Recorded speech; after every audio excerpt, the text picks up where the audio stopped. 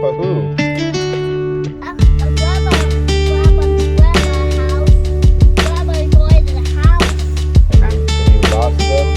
Yeah, he lost grandpa at the party. He lost it.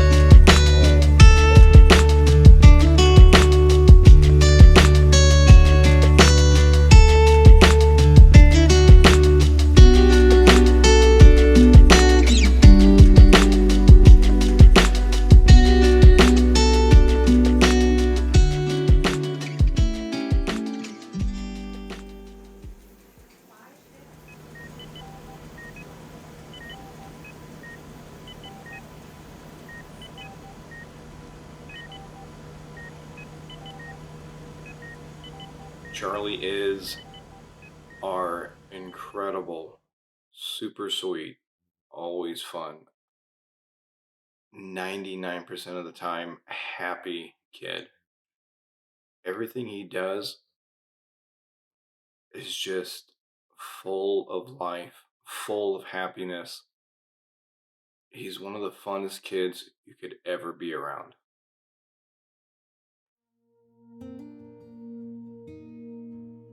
He was born on October 19th. He was a difficult birth.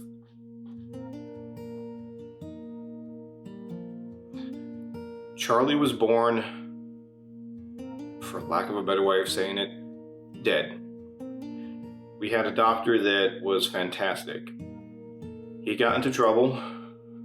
We never figured out if it was his fault or not, but he got into some trouble and we had to switch doctors. Then that doctor, the week that Charlie was to be born, decided to go on vacation. So then we just got whatever doctor we could get. A whole nother story to that. Maybe I'll tell that sometime. But coming up to the day when Katie was going to be induced, she just wasn't feeling good. And we ended up going into the doctor, sat down. We noticed that there was a little bit of liquid on the chair. It's a plastic chair, so it's kind of hard to not notice it. And that's when we're like, okay, something's up. Pretty quickly, the nurses are like, yeah, we need to get you into a bed. This baby's coming. Nobody really knew just how traumatic it would be for Charlie at the time, how much that would impact him. But it did, a lot. Charlie came out, he had the umbilical cord wrapped around his neck, and he had been losing fluid for a long time. Amniotic fluid was leaking. There was a fissure, and it was leaking out. So, two different things going on there, and both of them are affecting his brain function because he's not getting oxygen. Your brain needs oxygen. If you're not getting that, especially when you're born, there's going to be issues. He's on the spectrum because he had a traumatic brain injury at birth. So Charlie was born. They quickly realized that things were bad. They snatched him up. They threw him into a capsule. They got a bunch of lines put into him. The capsule, basically from what I was told, this happened so fast. What was keeping him alive was the capsule. It's a pressurized capsule. It's got a clear top to it. They had a couple different lines hooked up to him. And they already knew what they wanted to do with him. They wanted to send him to Phoenix Children's Hospital, which, by the way, Phoenix Children's, the most incredible hospital. I've never been. I don't like hospitals. I'll say that. Hospitals are icky. I don't want to go to them. I don't want to be in them. But Phoenix Children's, even though I didn't want to be there, especially because my son was not doing good, nothing but good things to say about them. They have the most empathetic, compassionate, amazing people there. The kind of people that just somehow command the room and put people at ease. The kind of people that are so sweet and so nice that they could just, and you'd be like, that's fine. I'm okay with that. Alright, getting back to the story. So they already knew what they wanted to do with him. They wanted to put him on a helicopter and fly him over to Phoenix Children's Hospital. They had, at the time, I don't want to use the word experimental, but they were still in some ways experimenting with the procedure. Basically what they do is they start you off here at a body temperature and they slowly take you down. This is to preserve the brain function.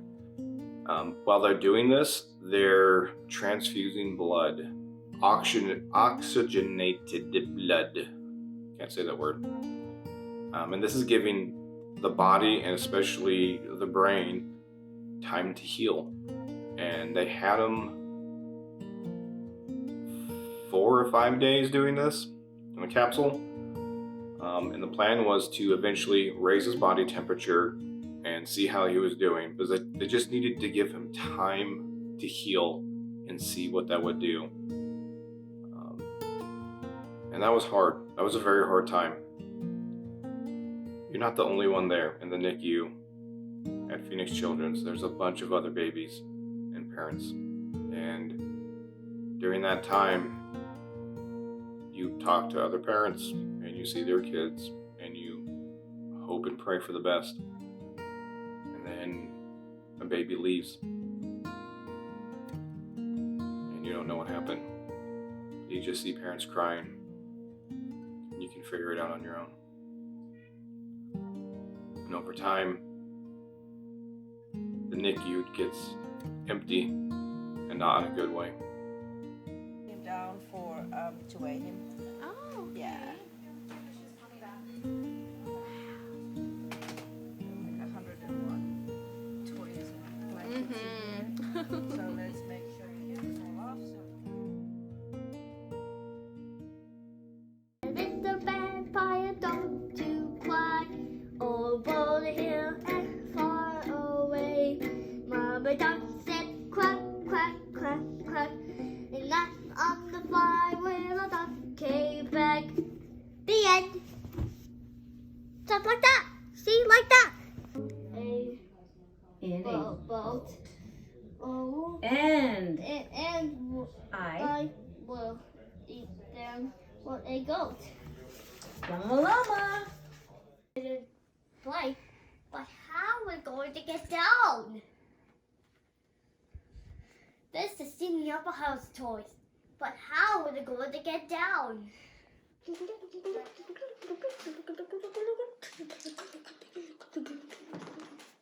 Oh, come on.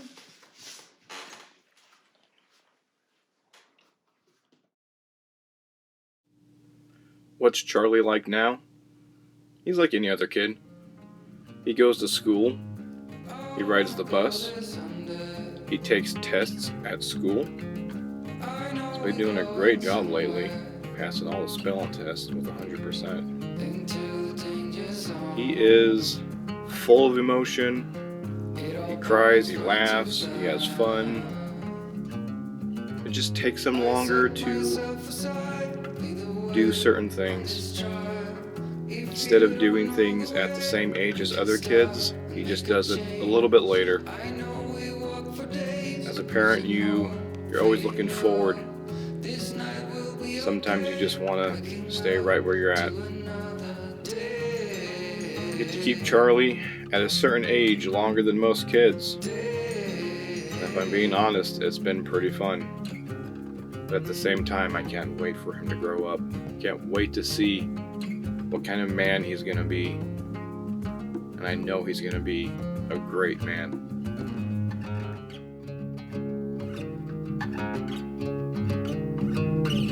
I wanna go there someday.